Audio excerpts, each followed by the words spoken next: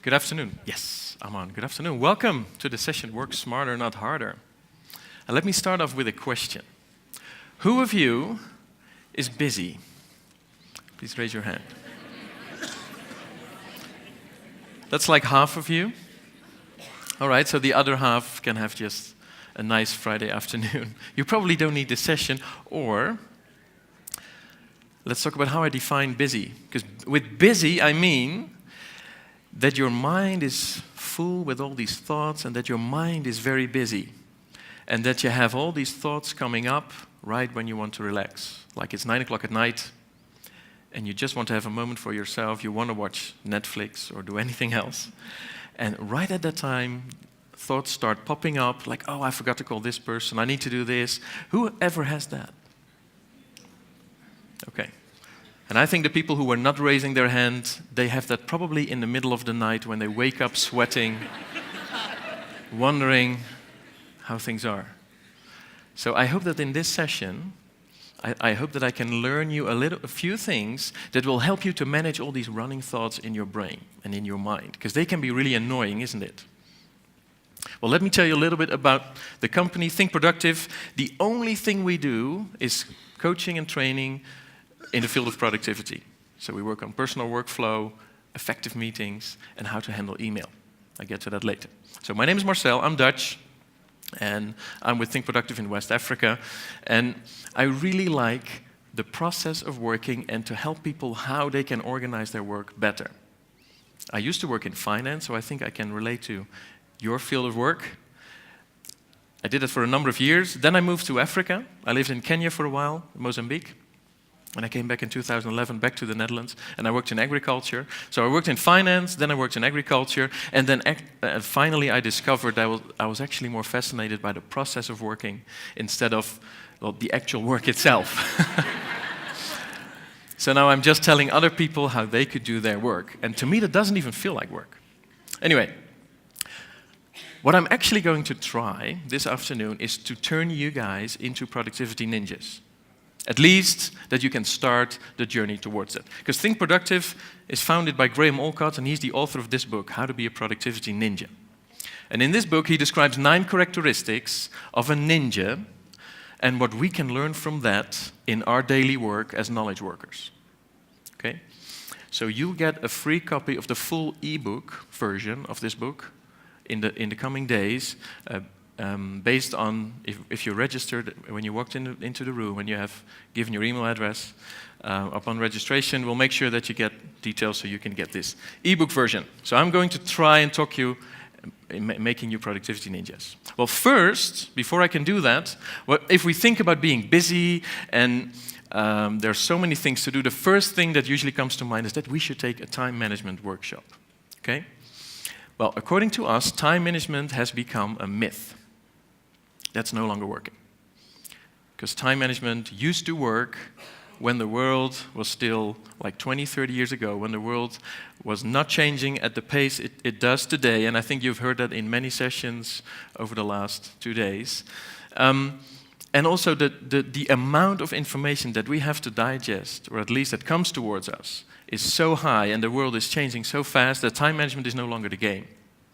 What really is the game now is attention management. Is where do you put your attention? Because that's your really most scarce resource. And yesterday, who was at the opening session yesterday with Fusita Makwayo? He talked about the 8-hour work day. And the 8-hour work day, he said that it comes from like nearly 200 years ago.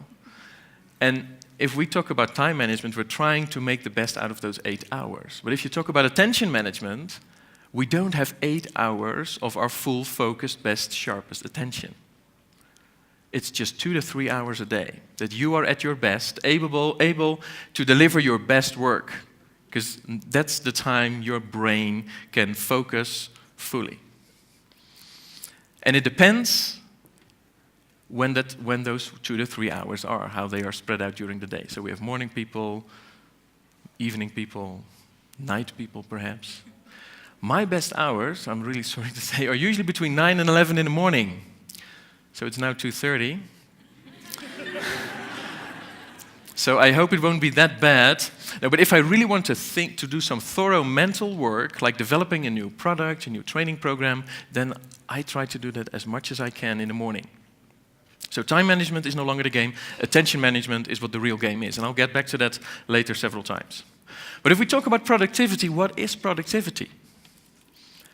Some people feel like productivity is a bit of a negative word. Like, okay, so you want me to do even more work in one day? Am I not doing enough? So we define productivity as the ability to achieve what you want to achieve for the least effort. And this basically has two components. So to achieve what you want to achieve, so it's up to you to decide. You put the bar somewhere. And then if you know what you want to achieve, then it's good to do that for the least effort, right? To don't waste time and energy and do it in an efficient way. So in this book, How to Be a Productivity Ninja, there are 9 characteristics of a ninja, and here they are. I'll quickly run through all of them, and then I go a little bit more in depth into 3 of these characteristics. The first one is that a ninja experiences Zenlike calm. And Zenlike calm means, it's nothing Buddhist, but it's that you are really present in the here and the now. And that no matter how many things there are to do, how many projects there are, that you're not bothered by all these running thoughts in your brain. So that you're really present in the here and now. And what a lot of people have is that they continuously live slightly in the future. You recognize that? You are in a meeting, you're talking to someone, but in your brain, in your mind is already in the next meeting that you forgot to prepare the last day, right? Or you're having a conversation with someone, or as the day progresses, your brain starts wandering off to dinner or another appointment you have at night. Who has that every now and then? Or throughout the day? Most people have that. I do hope actually that you're all here now today, at this moment, okay? I just assume. So Zenlike calm is being really here in the now, being really able to put all your focus and attention to the task at hand that you've chosen to do. The second characteristic is that a ninja is ruthlessness, applies ruthlessness. It doesn't sound very nice, but I think it's very necessary. You have to make ruthless choices in a time when there's too much to do and there's always more. There's never an end to new information that comes towards you, so you have to be ruthless in what you allow to come into your life and what you do. I'll get back to that later. The third one, a ninja is weapon savvy. He knows how to handle his weapons. And your weapons as a ninja, as a knowledge worker, are the computer you use, the keyboard, your mobile phone, software, apps, anything you use. And the fourth one, a ninja applies every now and then stealth and camouflage if needed. So sometimes it's good that you are around but no one knows. Right? To just have some thinking time. We do coaching, one-on-one coaching, also on executive level, and the number one thing that people mention to us, what they need, is time and space to think. Because, in the hectic of everyday life and just running around from meeting to meeting, from email to email, from report to report, there's sometimes very little time to really step back, pause, and think. So applying some stealth and camouflage to create some time for yourself to think. And ninja also applies unorthodoxy. Why would you do everything in the same way you've always done it? And I think throughout this conference, these 2 days, there has been a lot of talk about changes in the world, in the financial world. So a ninja applies unorthodoxy and dares to experiment. And if we talk about productivity, it's mostly experimenting with your own behavior and your own routines. Because 80% of what we do, and 50 to 60% of what you do on an average day is just on autopilot. That's not the result of a conscious decision. The sixth characteristic is a ninja is agile. And that's really needed in a time where change happens so fast. So if you have your week planned on a Monday morning by 8:30, and you think you have it all figured out, this is going to be a great week, chances are that by 9:30, your planning has become obsolete because, there's an email from your boss or there's a client calling or something happening. So you have to be agile and flexible. The seventh characteristic is that the ninja applies mindfulness. It has to be mindful. And that has to do with creating time to think. Because if you're always running and busy with doing the actual work, then you miss the time and chance to just step back and like look at yourself and your process of working, how you're working. And as human beings, we usually choose the way of least resistance. Like what a lot of people have in their work is like having a little stone in your shoe. You know what most people do if they have that? They kind of move their foot a bit until it's at a place where you don't really feel it. And they adjust their walk maybe a bit and then, While a real fix would be, unlace your shoes, take your shoes off, remove the stuff. But that sounds like, so we just want to continue and move on quickly. The same happens in a lot of work situations where we have some workaround or something that's not a real fix. If you never have time to think and to step back and look at your own process of working, you'll be wasting a lot of energy on these things. The 8th characteristic, a ninja is always prepared. Because if you're prepared for the things that you can expect, if then the unexpected happens, you don't lose a lot of energy with running behind on the things that you could have known. And finally, and that's what I really like, this is my favorite characteristic, a ninja is just a human and not a superhero. Because if you read some management books, it's like a guru who has really figured it out, and it really works for him. But if you read it, you might get the feeling like, okay, but I'm probably never able to really reach that or do the same. If we talk about productivity, it's really important to take into account that we are just human beings with all the pros and cons and everything that has to do with it. So for example, taking rest is just an important thing because we need that as human beings. So work smarter instead of harder. Putting in more hours is never really an answer, at least not in a consistent way. That's never really the answer to get all the work done, because there's always more, right? I never meet someone in an office who says to me at 4 o'clock on a Thursday, Marcel, I really hope that someone sends me an email, because otherwise I would have no idea what I should do tomorrow. That just doesn't happen.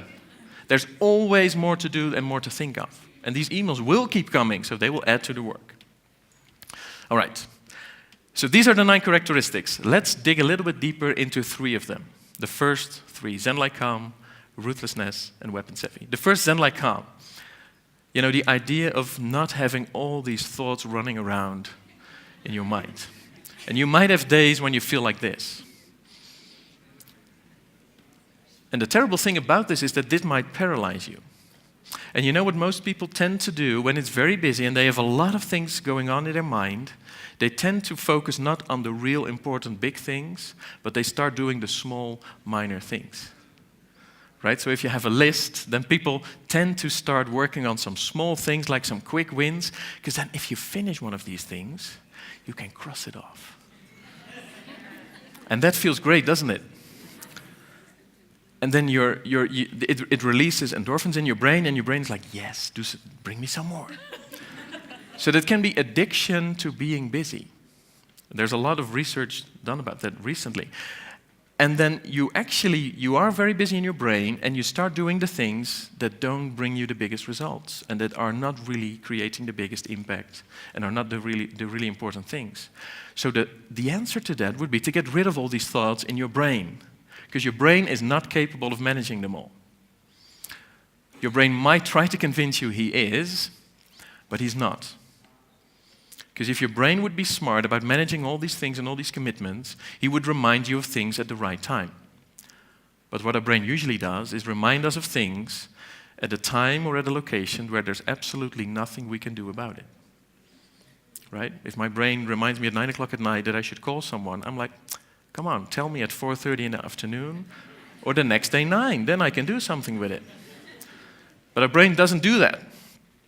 So what we need is a proper workflow to incorporate all these bits of information, thoughts, emails, meeting notes, everything, capture it, and keep it somewhere safe so you don't have to keep it in your mind. Because what we are actually doing, if you keep all these thoughts in your brain, you're actually occupying your mental bandwidth, you're clogging it with unnecessary things. And then it becomes very difficult to really focus and really put all your attention to what you really want to give your attention. And that's the problem with our work nowadays. Imagine Your job is not the job you have today, but your job would be to work in a cake factory. And you're standing at a conveyor belt, cakes are coming by, and you have a big basket of cherries next to you, and the only thing you have to do is for every cake that comes, you take a cherry and put it right in the middle of the cake. Next one, and the next one, and the next one. Would anyone like to have that job? No one? No. But wouldn't it be good to do that like every now and then? To do this like an afternoon or a day? That's what people usually say to me. They said, well, I kind of would like to do that every now and then. Or you might have had a job when you were still a student, a similar job. Because with that job, there's absolutely no thinking required. Nothing. You just have to put the cherries on cakes. Well, you can think about many things, but there's nothing to think about. And another good thing is when you come home, I bet that your brain will not start worrying you, bothering you at 9 o'clock at night, whether cake 237 went okay in the afternoon. Because you would have seen immediately. So you don't have to think, and the work is really finished. And with our work, as knowledge workers, we take our work home with us, and our brain just never stops. But if you look back at this example, there is, of course, thinking that needs to be done in the factory. There's just a clear separation between who does the thinking, like the manager or the owner of the factory, and the one who does put the cherries on cakes. And of course, the manager has to do the thinking, and he has to decide who needs to work when do we need to order new cherries, when does the conveyor belt need maintenance, are cakes the right product anyway? Many questions. You can think of 100 things. But there's a clear separation between who does the thinking and who is doing the doing. And in your job, you have those two roles combined. You're basically your own boss who needs to do the thinking and take decisions, and you also have to do the doing. So when an email comes in, you have to decide what needs to be done with it. And then there's probably some action, some stuff you need to do based on that. And what most people do, they switch back and forth between these two things throughout the day. Our advice would be to separate it. Make a distinction between your thinking and doing. So for example, email. If I open up my email inbox, then I'm in my boss mode. I'm doing the thinking and decision taking. And I take a decision on every email. I don't start doing things. And when I take the decision, I get the email out of my inbox, and then at the end, my email inbox is empty. I'll get to that. Later, I start working, and I start doing the things that came from that message. And then I have a complete overview to choose of things that are the most important that I should really address. Because if you just start working down your email inbox from top to bottom, then you might do a number of emails and discover after like 30 minutes that there was a message that if you knew, you would have started with that because that was way more important. So if you start separating the thinking from the doing, you're actually able to decide better where to put your attention to. So that's an important concept. And I talked about all these thoughts in your brain. Well, if our natural brain, our own mind, is not capable of managing it, we need to have something else. And we call that a second brain. That's an analogy we use for a place where you can basically store all the decisions you took, all your actions, all your projects, everything you're dealing with. And that's a trusted place, so you don't have to keep anything in your mind. And when I started applying these things, what happened to me is that when I came home and I wanted to play with my son, that's nearly 10 years ago, so he was very small, and then what happened every now and then is that I was playing with him, and then I had a thought coming up, and then I knew this is really something I have to do with. So what I sometimes then did is I left him, I opened up my laptop, and started firing off emails, because I knew that if I wouldn't do anything about it immediately, I would forget about it. And my brain would probably remind me in 3 weeks, 9 o'clock at night, in a very inconvenient time. So if you have a second brain, you're rid of that problem. That problem just no longer bother you. The second characteristic, a ninja applies ruthlessness. And ruthlessness doesn't sound very nice, but when we talk about ruthlessness, we talk about being ruthless on 3 levels. in making choices, being ruthless with yourself, and if needed, you're ruthless with others. And if there's one truth today, and I already mentioned that, is that there's always more to do, to think of, to ask, than there is time. And it sounds very obvious, but for a lot of people, that's a difficult thing to really embrace and accept. Because most people like to finish things and make everyone happy and, and show off that you are able to do it all, but you're not. So we're not superheroes. No one can finish the work. Not in 40 hours, not in 60 hours, not in 80 hours a week, not in I don't know how many hours. So you have to kind of realize that you can't do everything and you have to lower your expectations. Not in terms of quality or doing your work half-hearted. It's doing some things really good, really well, and put your full focus and attention to it. And your attention is actually like an egg. It's easily broken, and once it's broken, it's very hard to put it back together again. I never really tried that, but I think you can get the picture, right? So your attention is also very easily disturbed. So if you're working and you're crafting this brilliant spreadsheet and you're completely in flow, you're focused, full attention, and then suddenly your eye sees in the right lower corner of your screen a pop-up message coming up.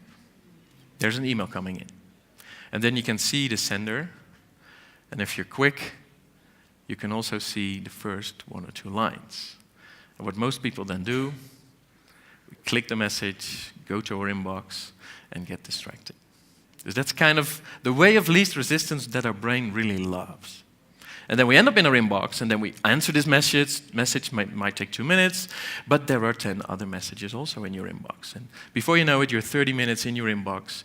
And what happens to some people is that by the end of the day, they close off their computer, and they realize, that's the spreadsheet I was working on in the morning.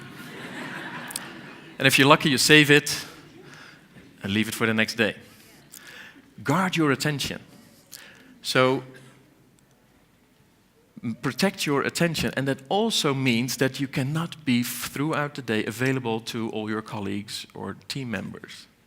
Everyone needs time frames to properly think and actually do the work where you actually add value. Because as knowledge work, the real thing where you add value is thinking, reflecting, and taking decisions. So it's good to not be always available. And switch off all the notifications, because that can really distract you. Like the email notification, but with your smartphone, there's a ton of other distraction that we have nowadays. These red balloons, the higher the number in it, the louder it screams, look at me. I mean, WhatsApp, all kinds of other apps. And the default thing is, the default settings of most apps is that they send you all these notifications. I switch it off by default, and if I miss anything, then I'll switch on notifications. It's not that I don't receive any notifications, but I'm very careful, and I try to make it a conscious decision of what I do and what I do not allow to enter my life without me asking for it. And I think that's increasingly becoming important. Because we have email, you might have instant messaging systems in the office, like Skype for Business, which used to be Link, other software. Switch it all off. Then the third characteristic, weapon savvy. A ninja needs to be weapon savvy. Let's talk about email a bit. Because email, I think, is a brilliant communication tool, but at the same time, it has gotten really out of hand, right? So most people have like this love-hate relationship with their inbox. And I hope your inbox doesn't look as bad as this one. But the biggest inbox I've seen with someone who I was coaching had 66,000 something messages in it. And he was about to declare email bankruptcy.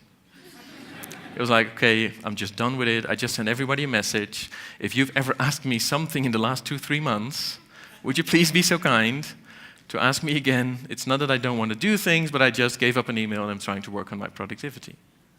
That's not, I think, the best strategy. I'm not really advising this. But in the UK, there was one client who once really did this. And he really sent a message to all the people in his address book and asking, if there was really something you asked me over the last weeks or months, please resend it to me. You know how many messages he got back? 2. Isn't that sad? So we feel burdened by a huge amount of email, but most people who send you all these things, they don't even know it anymore. That's pretty sad, I think. And what about this? Yeah, I think.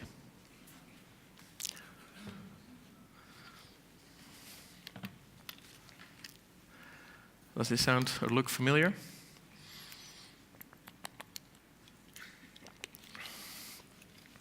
So you receive an email from a friend, and you haven't been in touch for the last 2 months, and you think, okay, I really need to craft a proper response. So I'm not going to do it straight away because I only have 2 minutes, so I'll just wait, leave it in my inbox, and if I have time, I'm really going to put the proper attention to it. And after 3 weeks, it's still there, and you feel guilty, and then it's like, yeah, what if I respond now? Then the other person might think that it's not important, and you put it off forever. So you need a way of dealing with all your... Because it's a very good decision to say, okay, I really need to put some time into crafting a response and really read it carefully. But then you need a place to put it and not in your inbox. Because you know what most people would do with a message like this, and perhaps you do it too, is then they hover over the message, right mouse click, mark as unread, right? And then I'm like, come on. Well-trained, highly educated people, using a business communication tool, reading a message, and after reading, come to the conclusion. That's lying, people. Don't do that. And I know why people do it, because then it gets bold again, and then okay, there's something I need to do with it. But when you mark the 78th message as unread, it doesn't really feel like that's the most urgent thing I really have to do, right? So we need to have a better way. And if you check your email every 5 minutes, so if you're living in your inbox, you check your email 24,000 times a year. I don't think that's really working smart. There's a better way to do it. So what we advocate is that you just use your inbox as a landing place for stuff that you have not yet taken a decision on. That's all. And when you take a message, don't postpone it until later and pull it off or mark it as unread.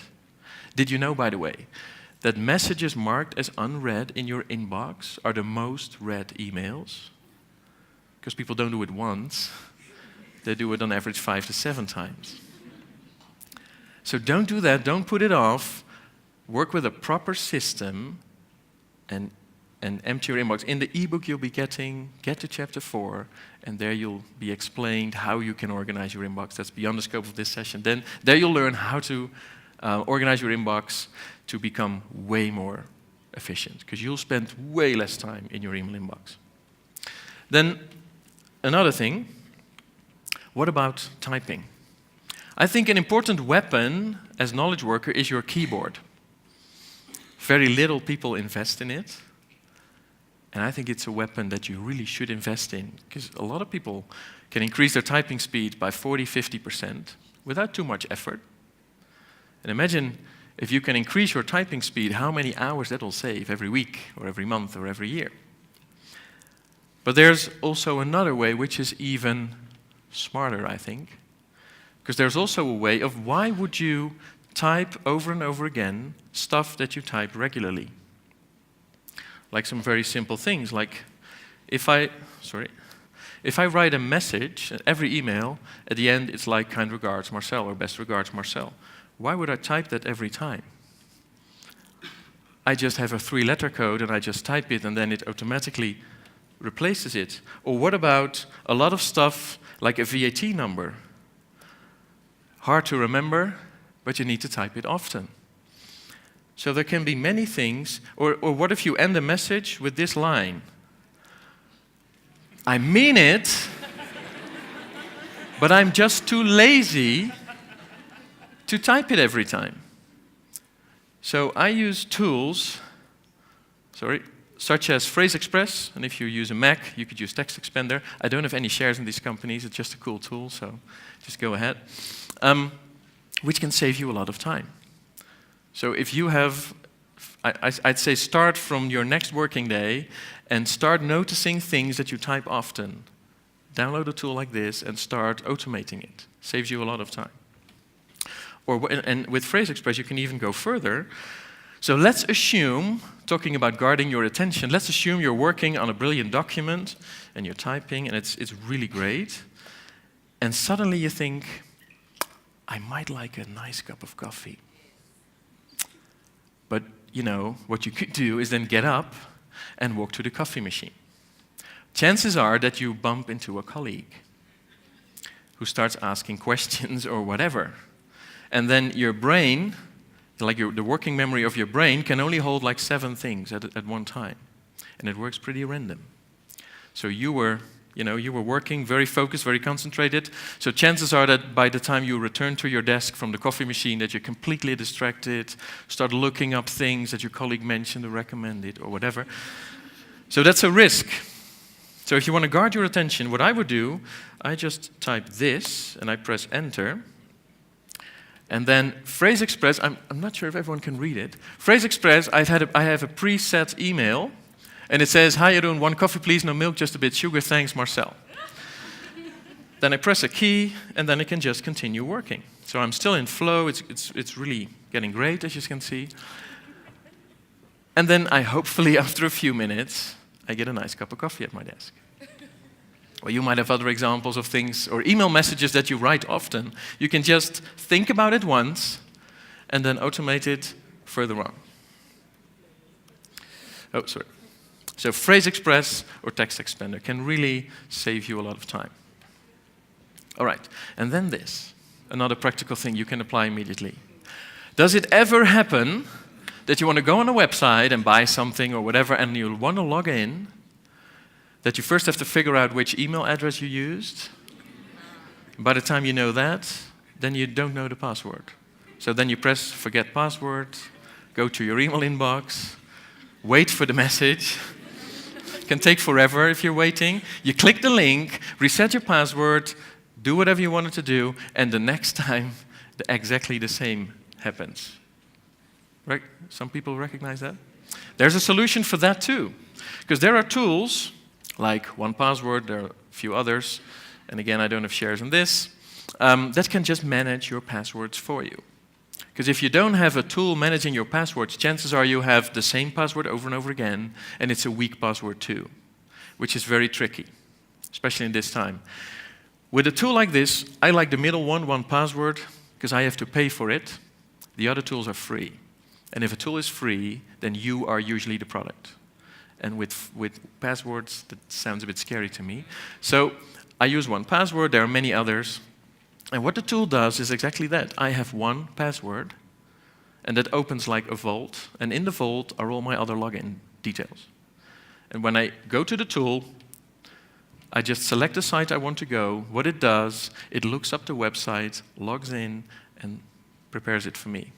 And I don't even know my passwords. Because I have very complicated passwords, because the tool can generate passwords. Very strong, very good passwords. That basically manages it for me. And when I started using a tool like this some years ago, I was actually surprised at how many login details I had. When I was started to filling, I had around 80 when I started. Now I have nearly 300 in it. And they're all safe. I have different passwords for every site, so if one site is hacked, there's no problem with any of my other login details. So, we're getting to the end. These are the 9 characteristics once again. Thank you very much. That's the end. I hope this was useful. Thank you. And I wish you all the best in your journey to really become black belt ninjas. Enjoy the rest of the day.